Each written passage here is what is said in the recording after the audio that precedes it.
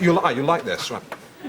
Knowing ME, knowing you, I, Alan Partridge, talk to ME sufferers about the condition. We intersperse it with their favourite pop songs, make it light-hearted, give them a platform. You've got to keep the energy up because you can't no, you don't like it, that's all right. No. That's okay. A short chat about long COVID.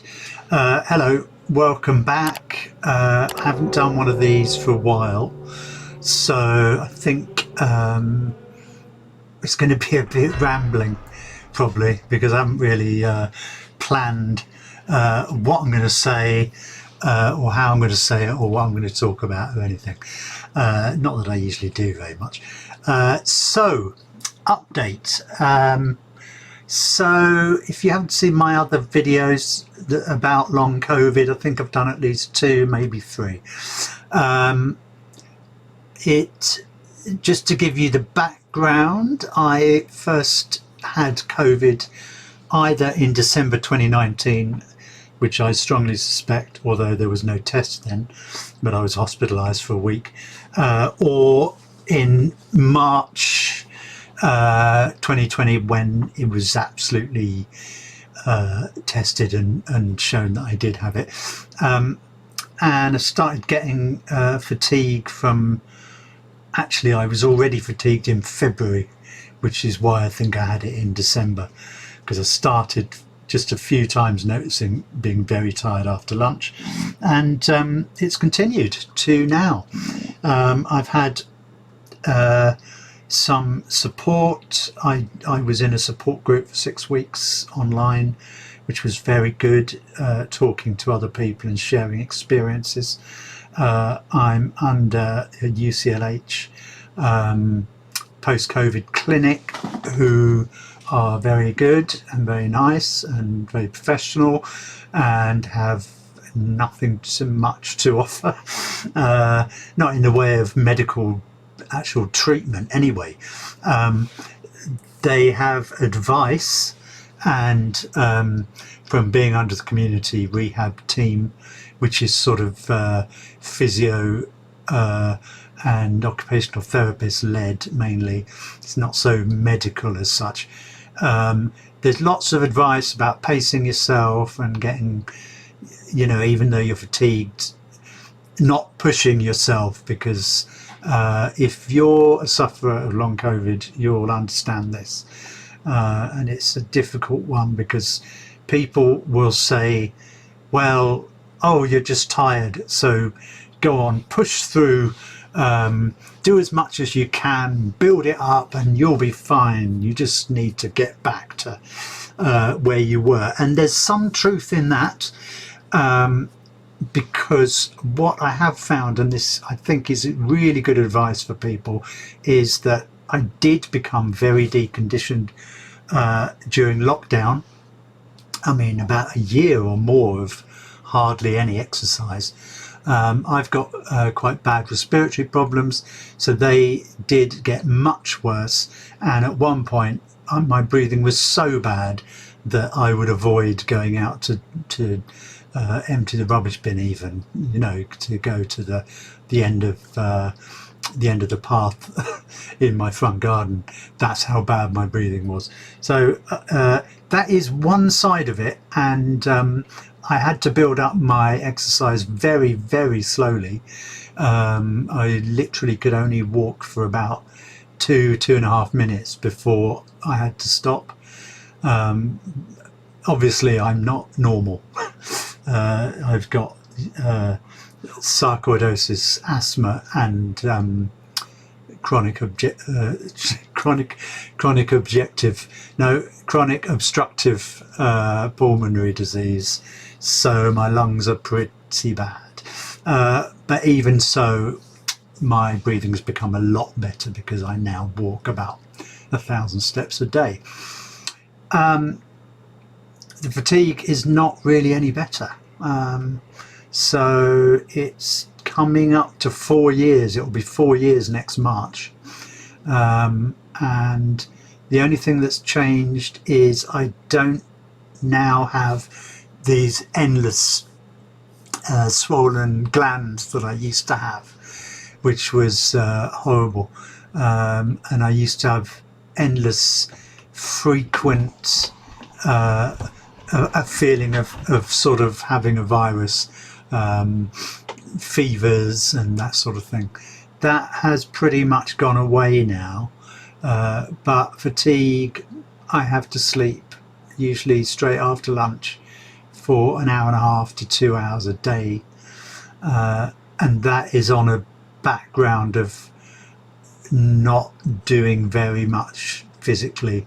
I'm now medically retired, which I am thrilled about. I get about just over a third of what I was earning when I was working. NHS pension's very good if you medically retire. And I've got personal independence payments of a very low amount because I can do a lot for myself. It's mainly walking any distance that's difficult. So the amount of stress that has gone is wonderful from not working, I must say, and I'm very much enjoying my retirement, able to work on my YouTube channel, which I'm not making any money from yet, but let's hope. Hey, like, subscribe, hit the notifications button, leave a comment below. Yeah, that's where I am.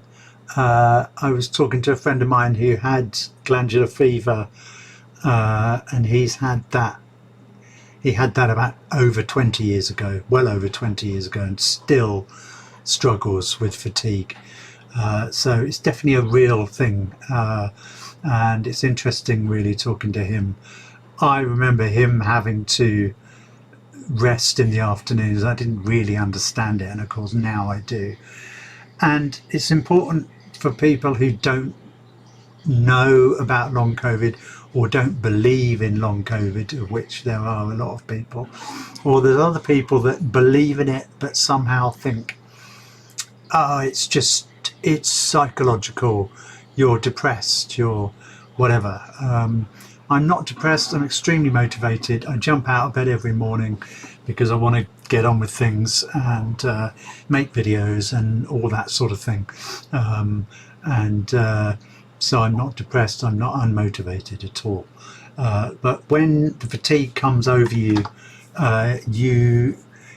it's a feeling like, I've said this to many people, but it's like having a ton of, when you lie down, it's like a ton of bricks is on top of you and you can't move. You're physically exhausted. But funnily, what I've noticed is, I mean, it's not that funny, but what I have noticed is that often my mind is still going. So my brain is still buzzing and I'm thinking about things, and it takes a while for me to fall asleep. But my body is almost paralyzed. I'm so exhausted that I just can't move. Yeah, so that's where I am. Not very much change. A lot in my circumstances has changed, which is good. I would just say to people, if you haven't got it, it is bloody real. And if you have got it, do work on the possible, deconditioning from lack of exercise. If you, whatever age you are, even if you're young, if you only sit in the house every day in your dressing gown, you will lose the stamina that's required to walk long distances and things like that. But at the same time, it's you're fighting a battle, because you need to rest. With long COVID, you can't push if you push yourself, you get more tired, and then the next day you're even more tired, and then if you push yourself again the day after that, you'll be even more tired, and it doesn't, but your energy levels don't build up, but your stamina, I think, this is what I've found, so the sort of strength in your muscles and things does build up.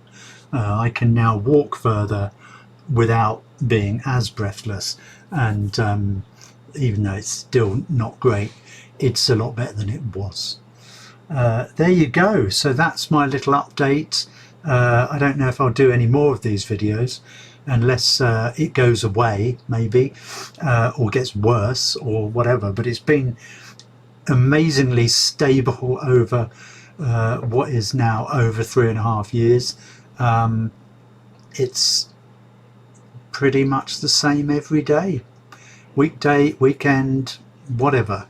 I don't do much in the morning except mental energy from either gaming or making YouTube videos or editing YouTube videos, but still I have to lie down for, as I say, 1.5 to 2 hours every afternoon.